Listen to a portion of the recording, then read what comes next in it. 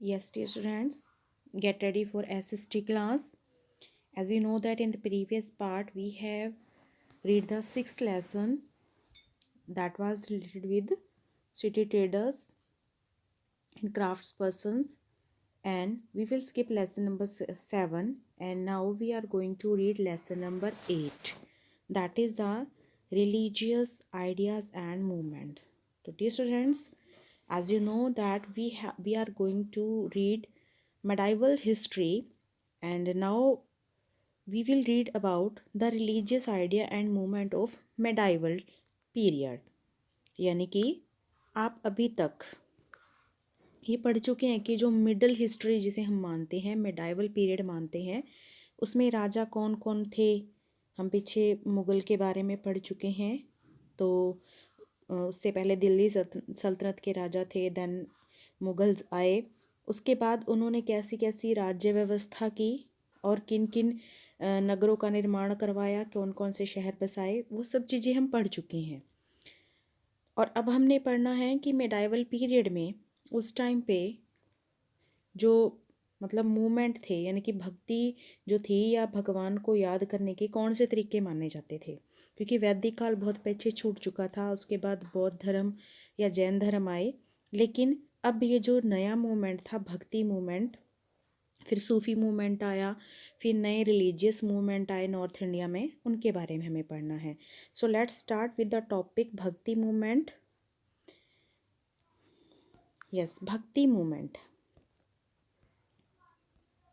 As you know that the name is cleared with the book the Bhagavad Gita, you can understand that this was a Hindu religion. Okay, many religious ideas and movements emerged during the medieval period.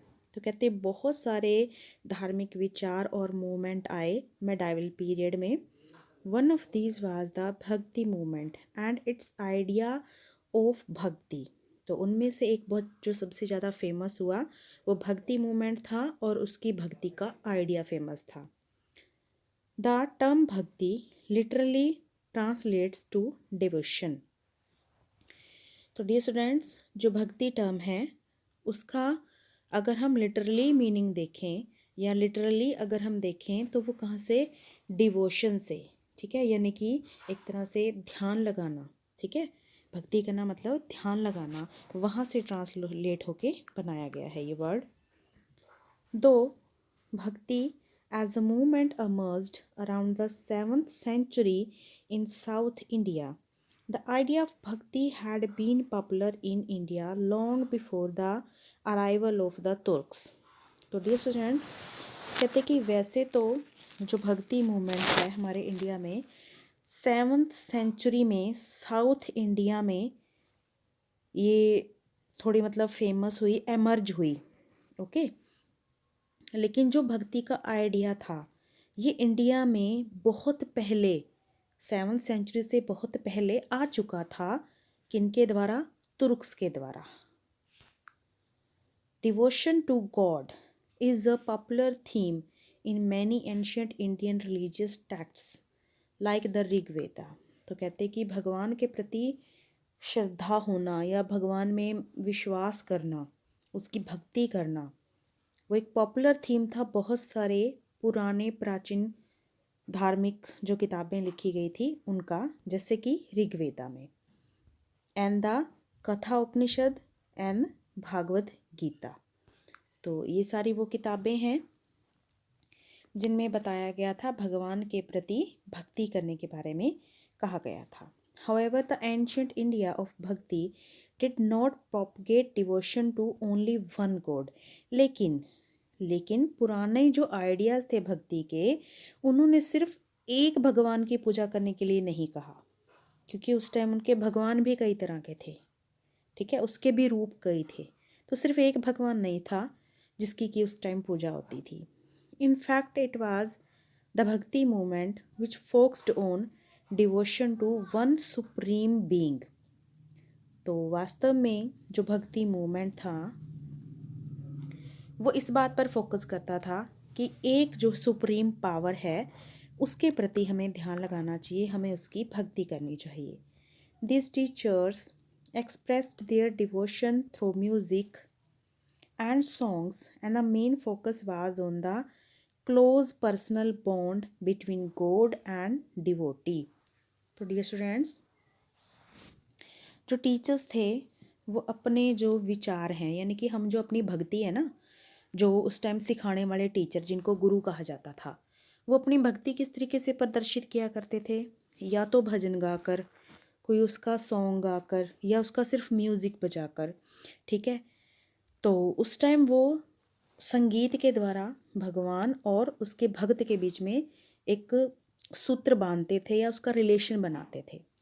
It दस rejected the elaborate rituals and the caste system, और इसीलिए ये किसी भी मतलब ritual को या caste system को रिजेक्ट करते थे। यानी कि कहने का मतलब कोई भी जाति पाति का जो पर्सन था वो आके उस भजन को सुन सकता था, अपनी भक्ति की लहर में भगवान को याद कर सकता था, या फिर उसके लिए कोई स्पेशल यज्ञ, हवन यज्ञ या बलि देने की किसी को ज़रूरत नहीं हुआ करती थी। सिर्फ वो सॉन्ग सुनो और भगवान में अपना विश्वास बनाओ। Which created divisions among people, क्योंकि जो कास्ट सिस्टम था या रिचुअल्स था, इसने लोगों के बीच में डिवीज़न बनाई थी। तो जो भक्ति था वो ऐसा मूवमेंट नहीं था, उसने कास्ट सिस्टम और रिचुअल दोनों को ही रिजेक्ट किया था। These formed the two novelties of the movement, और इस टाइम में दो नॉवल्टीज़ हुए थे इस मूवमेंट के। The devotee did not have to perform rituals and the movement also preached equality of all people. एक तो क्या बात थी उसमें, मतलब दो क्वालिटियाँ थी इस मूवमेंट की। सबसे पहले कि लोगों को कोई भी यज्ञ नहीं करना पड़ता था, दूसरा सारे इसमें बिल्कुल इक्वल माने जाते थे। Moreover the bhakti saints preached in the vernacular language, making their teaching easy to understand for the common people. इसके अलावा जो भक्ति संत थे वो जो मतलब भजन गाया करते थे, लोगों की आम भाषा जिसको हम बोलते हैं वर्निकुलर लैंग्वेज, उसी में ही गाया करते थे, उसी में प्रचार किया करते थे अपनी भक्ति का, ताकि जो उनकी टीचिंग है, ताकि जो उनका भक्ति का या भगवान के प्रति जो उनका विचार है वो कॉमन लोग, आम लोगों तक पहुंचना आसान हो जाए और आम लोग भी उसे समझ सकें। जैसा कि आज के टाइम में होता है, हम लोग भजन सुनते हैं और उसका आइडिया हमें समझ में आता है क्योंकि वो हमारी अपनी लैंग्वेज में होता है। ठीक है, और वो किसी भी कास्ट सिस्टम या किसी भी मतलब रिचुअल से बंधा हुआ नहीं है। Okay, oral history is important when it comes to understanding the bhakti movement. और अगर हम बात करें तो इसके रिटन से ज़्यादा ओरल प्रूफ मिलते हैं। ठीक है, मतलब इसको गाकर ही या बोलकर ही दूसरों तक पहुंचाया जाता था। Now let's read about the bhakti cents. तो अब हम बात करते हैं कि उस वक्त जो भक्ति संत हुए थे वो कौन कौन से थे। Okay, so let's read about two name major, the Alvars and the Nayanars. अब ये अलवार्स और नयनार क्या थे? एक्चुअल में ये शिव भक्त थे, लेकिन फिर भी दोनों में डिफरेंस था। जैसे हमने जैसे किसी धर्म के मतलब दो गुट बन जाते हैं ना, दो संगठन बन जाते हैं, ऐसे ही जो अलवार और नयनार थे वो भी एक दूसरे से मतलब डिफरेंट सिस्टम को फॉलो किया करते थे। उनकी जो आइडियोलॉजी थी it was different from the one another. Okay, the Alvar were devotee of Vishnu Vaishnavite, while the Nayanar were devotee of Shiva Shaivites. तो अलवार जो थे वो किसके? विष्णु के भक्त थे।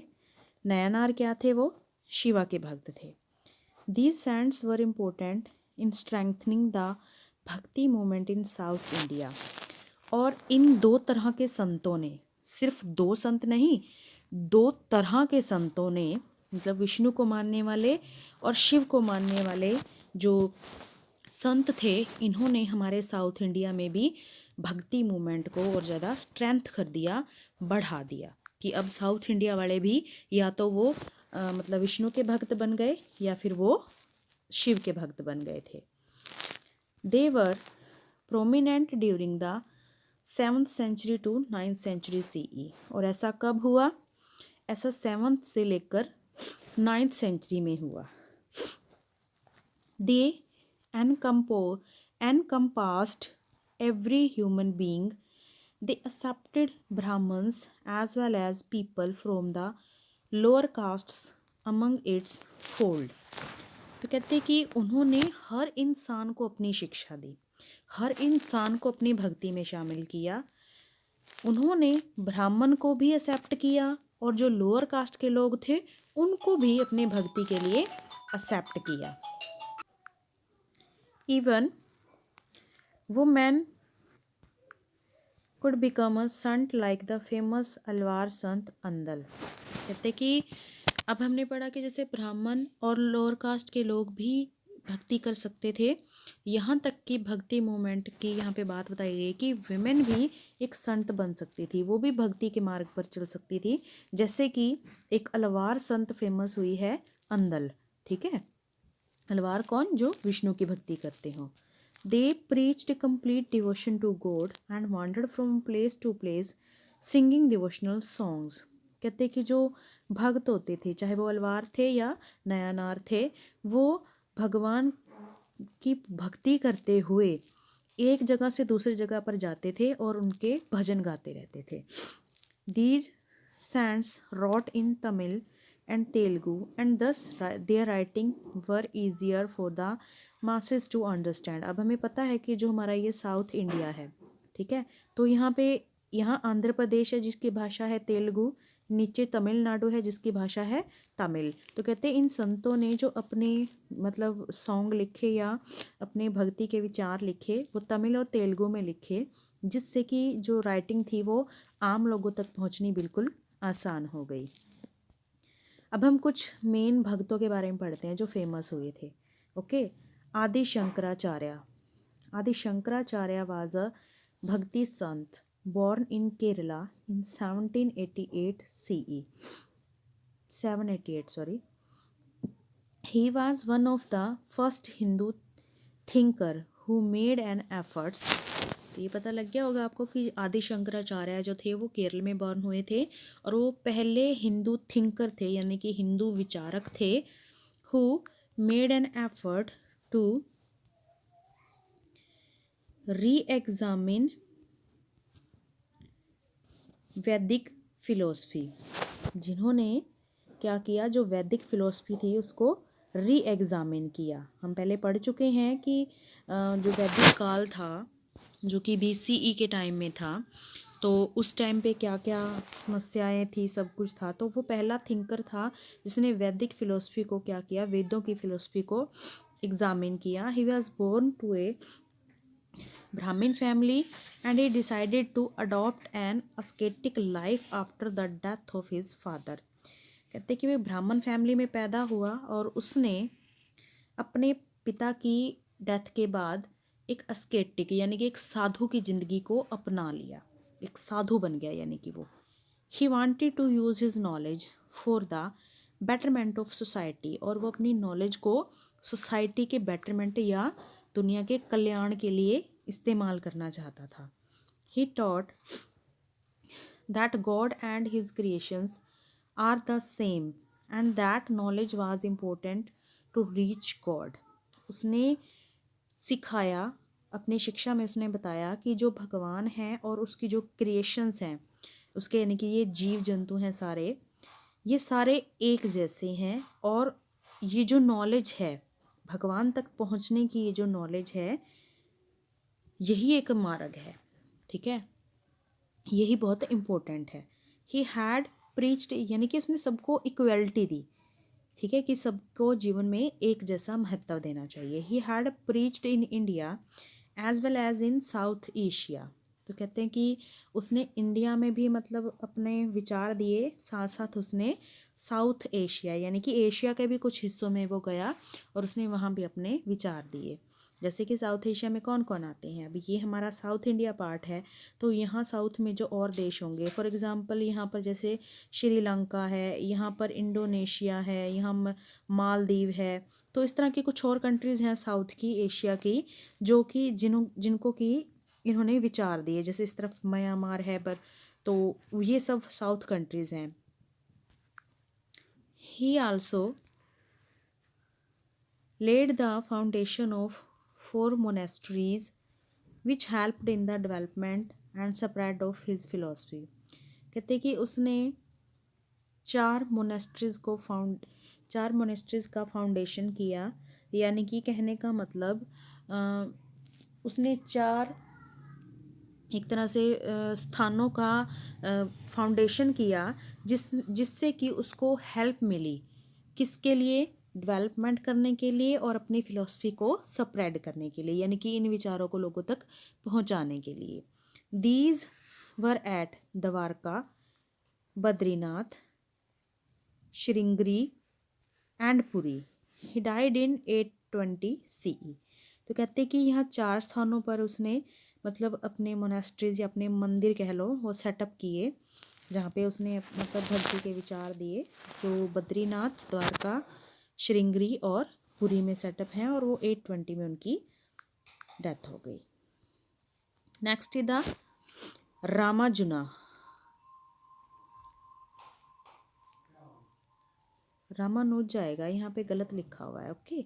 Ramanuj was a Bhakti saint who preached that the soul, God and universe were all part of one reality। Ramanuj जो थे वो भी एक भक्ति संत थे, जिन्होंने ये बताया कि हमारी आत्मा, हमारा भगवान और ये जो ब्रह्मांड है, ये जो यूनिवर्स है, वो सारे के सारे जो हैं एक रियलिटी के, यानी कि एक सुप्रीम पावर के ही रूप हैं या उनका ही मीनिंग है। According to him they are unite even if they are distinct. उसके अकॉर्डिंग ये सारे एक ही हैं, इनमें कोई भिन्नता नहीं है, अलगाव नहीं है, ये सारे एक हैं, जबकि इन्हें समाज में अलग अलग दर्जा मिला हुआ है।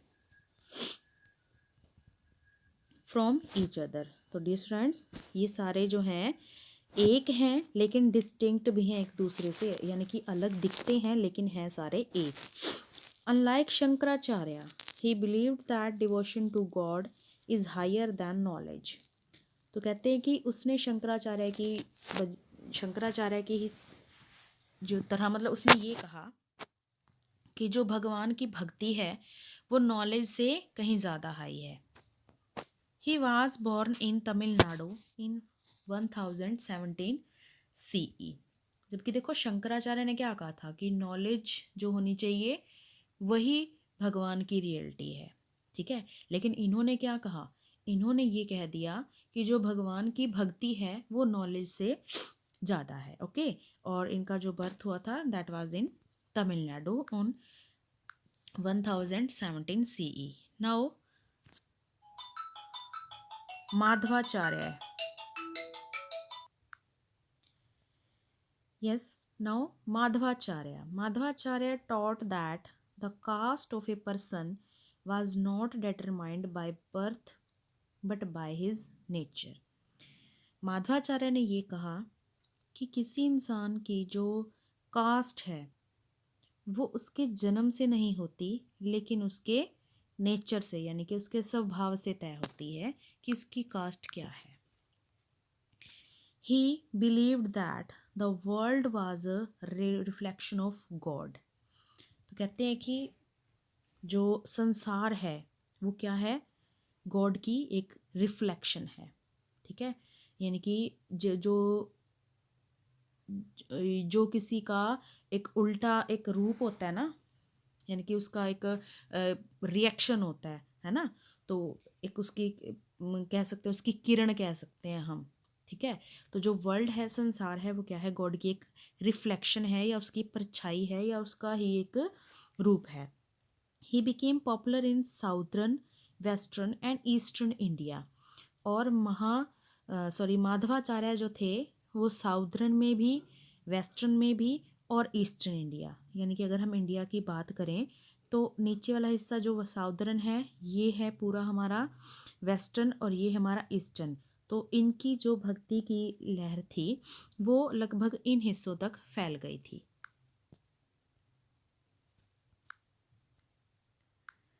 He founded 8 maths to propagate his philosophy। तो डियर स्टूडेंट्स, उसने जो है मतलब एक तरह से कह सकते हैं कि 8 रास्ते बताए अपनी फिलोसफी को प्रोपेगेट करने के लिए। He was born in Karnataka in 1230 CE। तो उसका जो जन्म था वो 1230 CE यानी कि कॉमन एरा में हुआ। Yes, after Madhvacharya, now we will read about the Virashvyas. Okay, the Virashaivism is also known as the Lingayat movement. कहते हैं जो विराशीविज्म है उसी को ही हम लिंगायत मूवमेंट का नाम देते हैं। एक्चुअली ये मैं थोड़ा सा ऐसा इसलिए फील हो रहा है क्योंकि ये साउथ के हैं, साउथ इंडिया के हैं, और साउथ इंडिया की बहुत कम चीज़ों को हम जानते हैं, उनके बारे में थोड़ा कम नॉलेज है हमारी। ओके, तो इसीलिए आपको ये थोड़ा अजीब से नाम लग रहे होंगे। Okay, but let to know, कुछ नया ही जानेंगे ना, तो इसको आराम से देखिए आप। The Veerashaivism is also known as the Lingayat movement. It originated in Karnataka in the 12th century CE। ये कहाँ हुआ लिंगायत मूवमेंट? कर्नाटका में। These Shaivites saints strongly rejected the caste system, idol worship and meaningless rituals। तो डियर स्टूडेंट्स, ये जो Lingayat movement था इसमें जो सारे के सारे शवाइटीज संत थे, ओके, इन्होंने बहुत ही स्ट्रोंगली विरोध किया। किसका? एक तो जो कास्ट सिस्टम फैली हुई थी उसका, आइडल वर्शिप यानी कि भक्ति का अच्छा प्रचार किया, और सॉरी जो हम मूर्ति की पूजा करते हैं, ओके, तो उसका भी इन्होंने स्ट्रॉन्ग रिजेक्शन किया। और जो मीनिंगलेस रिचुअल करते हैं, मूर्तियों की पूजा करना या फिर जो यज्ञ वगैरह करना, हवन करवाना, बलियाँ चढ़ाना या कास्ट सिस्टम, इन्होंने इन सब का स्ट्रिक्टली विरोध किया। They included people from all social backgrounds and women as well. और इन्होंने सब लोगों को अपने धर्म में शामिल किया, चाहे वो किसी भी सोशल बैकग्राउंड से हों, ऊंची कास्ट के हों, नीची कास्ट के हों, कोई फ़र्क नहीं पड़ता था, बट इन्होंने सबको शामिल किया, यहाँ तक कि औरतों को भी अपने धर्म में शामिल किया। बसावना एंड अक्का महादेवी वर इम्पोर्टेंट वीरैशवाइट संत। तो डियर स्टूडेंट्स, बसावना और अक्का महादेवी जो थे वो इस विराशवाइट संत के 2 एग्जाम्पल भी हैं। Saints of Maharashtra. अब हम महाराष्ट्र के सेंट्स के बारे में पढ़ते हैं। पहले हमने साउथ इंडिया के सेंट्स पढ़े, वैसे ये पार्ट भी हमारे लगभग साउथ इंडिया में ही आ जाता है, लेकिन हम इसको वेस्टर्न पार्ट में भी काउंट कर लेते हैं। Let's see the bhakti saints of Maharashtra gain popularity owing to their simplicity. और महाराष्ट्र के जो संत थे उनको पॉपुलैरिटी क्यों मिली? उनकी सिंप्लिसिटी की वजह से, मतलब इतने सिंपल रहते थे वो, इसलिए उनकी बिल्कुल सिंपल रास्ते बताए उन्होंने भक्ति के। उन्होंने कोई भी कठिन रास्ता नहीं बताया जिसको कि फॉलो करना बहुत मुश्किल हो। Apart from rejection the caste system and the ritual worship, they were also against renunciation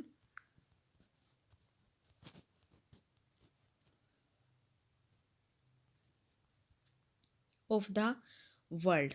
तो डियर स्टूडेंट्स, ये जो महाराष्ट्र के संत थे बिल्कुल सिंपल थे, कास्ट सिस्टम का पूरा विरोध करते थे, जो आइडल वर्शिप थी या फिर जो मतलब संसार के अंदर जो मतलब एक बुराइयां वगैरह फैली हुई थी, इवल्स थी, ठीक है, जो अंधविश्वास या अंधभक्ति थी, उन सब का ये विरोध किया करते थे।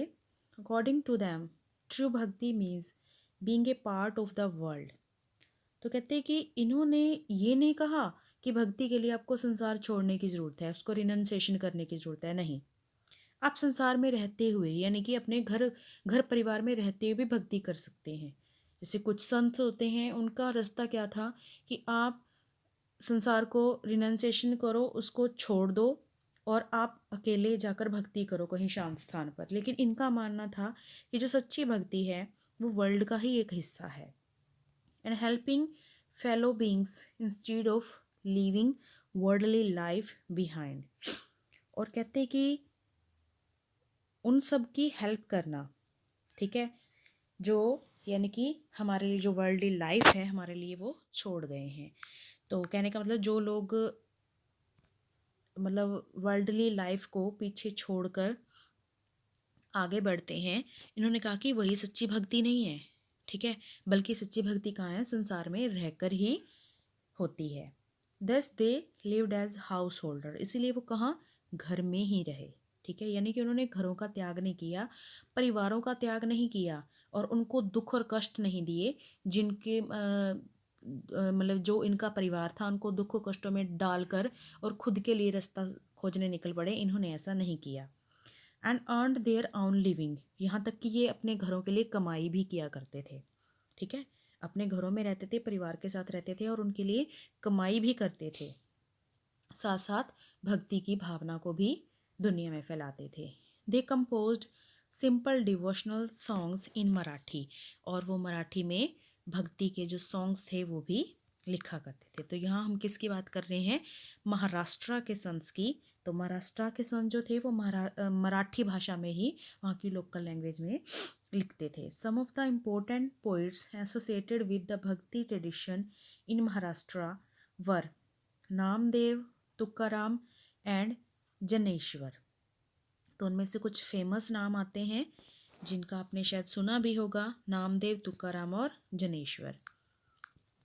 दे वर्शिप्ड लॉर्ड विठाला और विष्णु, और वो किसकी पूजा करते थे, भगवान विष्णु की पूजा करते थे। The Vithala temple at Pandharpur served as the focal point of this movement, और जो विठाला टेम्पल है जो पंधारपुर में बना हुआ है वो इस मूवमेंट का सबसे मेन पॉइंट बना था, यानी कि वहाँ से इसकी शुरुआत हुई थी, या आप ये कह सकते हैं कि वहाँ पर सबसे ज़्यादा ये अपने विचार दिया करते थे। Which incorporated both women as well as people from lower realms of the society, और उस मूवमेंट में वो सभी को बराबर मानते थे, चाहे वो वुमेन हो चाहे वो लोअर कास्ट के लोग हों, ठीक है, तो सभी को इन्होंने इक्वली मानकर उसमें जगह दी। चलिए आगे हम बात करते हैं। However there were certain groups of bhakti saints who advocated complete renunciation of the world. कहते कि हालांकि बहुत सारे ऐसे भक्ति संत के ग्रुप थे जो ये कहते थे कि वर्ल्ड से पूरी तरह से रिनंसिएशन कर लो, मतलब संसार त्याग दो। संसार त्यागने का मतलब कि आप घर बार और परिवार छोड़ दो और अकेले कहीं जाकर भक्ति करो। The Nath pandits and the Siddhas were two such groups. तो कहते कि इनमें से जो नाथ पंडित और सिद्ध थे वो स्पेशली ये कहते थे कि भक्ति तो तभी हो सकती है अगर घर का त्याग हो। ध्यान रहे हमने ऊपर पढ़ा था कि जो महाराष्ट्र के सेंट थे वो घर छोड़ने की फेवर में नहीं थे, ठीक है, लेकिन उनमें से कुछ ग्रुप, कौन कौन से, नाथ पंडित और जो सिद्ध थे, वो ऐसे दो ग्रुप थे जो घर को त्यागने की फेवर में थे। According to them meditation is the only path to salvation. तो वो कहते थे कि सिर्फ जो भक्ति है वही मुक्ति का मार्ग है, सिर्फ इन भजनों को गाने भर से कुछ नहीं होता।